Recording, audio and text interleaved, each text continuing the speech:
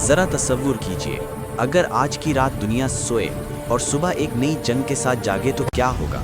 اگر ایک بٹن دبنے سے پورا مشرق وسطی آگ میں جل اٹھے تو ذمہ دار کون ہوگا؟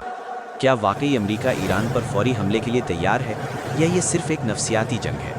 برطانیہ نے اچانک خبردار کیوں کیا؟ آخر ایسی کون سی خفیہ اطلاع ہے جو عوام سے چھپائی جا رہی ہے؟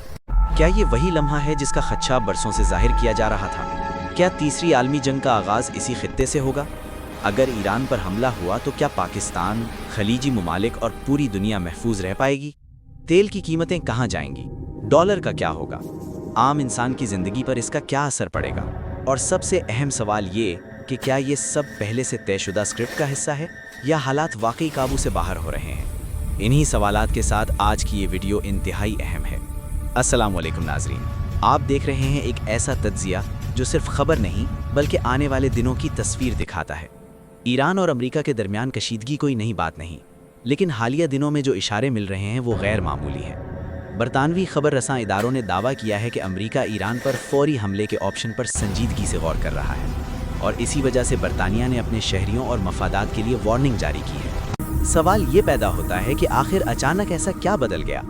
پس منظر میں جائیں تو ایران کا جوہری پروگرام ایک بار پھر عالمی طاقتوں کے لیے سردرد بن چکا ہے۔ امریکہ کا الزام ہے کہ ایران جوہری ہتھیار بنانے کی حد کے قریب پہنچ چکا ہے، جبکہ ایران اس الزام کو سیاسی دباؤ قرار دیتا ہے۔ اسی دوران اسرائیل بار بار یہ واضح کر چکا ہے کہ وہ ایران کو جوہری طاقت بنتے ہوئے نہیں دیکھ سکتا، اور اگر اسرائیل نے پہل کی تو امریکہ کا اس جنگ میں شامل ہونا تقریباً یقینی سمجھا جا رہا ہے۔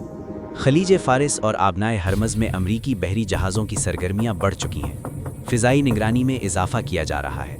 خفیہ انٹیلیجنس رپورٹس میں یہ خدشہ ظاہر کیا گیا ہے کہ ایران یا اس کے اتحادی کسی بڑے حملے کی تیاری کر سکتے ہیں۔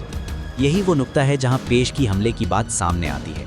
برطانیہ کی وارننگ دراصل ایک اشارہ ہے کہ معاملہ صرف بیانات تک محدود نہیں رہا۔ اگر ایران پر حملہ ہوتا ہے تو اس کا جواب صرف ایک ملک سے نہیں آئے گا، بلکہ عراق، شام، لبنان اور یمن میں موجود گروہ متحرک ہو سکتے ہیں۔ اسرائیل براہ راست نشانے پر آ سکتا ہے، خلیجی ممالک کے فوجی اڈے خطرے میں آ سکتے ہیں، تیل کی سپلائی متاثر ہو سکتی ہے، اور عالمی معیشت ایک بار پھر شدید بحران میں داخل ہو سکتی ہے۔ ایران کی عسکری صلاحیت کو اکثر کم سمجھا جاتا ہے، لیکن حقیقت یہ ہے کہ ایران روایتی جنگ کے بجائے غیر متوازن جنگ میں مہارت رکھتا ہے۔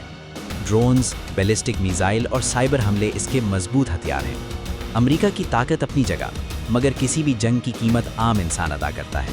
اسی لیے عالمی منڈیاں پہلے ہی بے چینی کا شکار ہیں، سرمایہ کار خوف میں ہیں، ایئر لائنز روٹس تبدیل کر رہی ہیں، اور سفارت خانے الرٹ ہو چکے ہیں۔ اس سارے منظرنامے میں روس اور چین کا کردار بھی انتہائی اہم ہے۔ روس پہلے ہی خبردار کر چکا ہے کہ ایران پر حملہ خطے کو مکمل عدم استحکام کی طرف دھکیل دے گا۔ چین جو خلیجی تیل پر انحصار کرتا ہے، وہ بھی کسی بڑی جنگ کو اپنے مفاد میں نہیں دیکھتا۔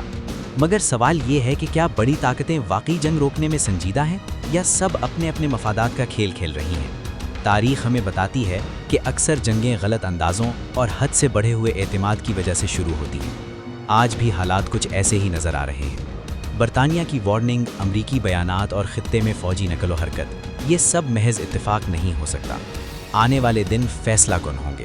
اگر مذاکرات کامیاب ہو گئے تو دنیا ایک بڑی تباہی سے بچ سکتی ہے، اور اگر ایک بھی غلط قدم اٹھایا گیا تو اس کے اثرات نسلوں تک محسوس کیے جائیں گے۔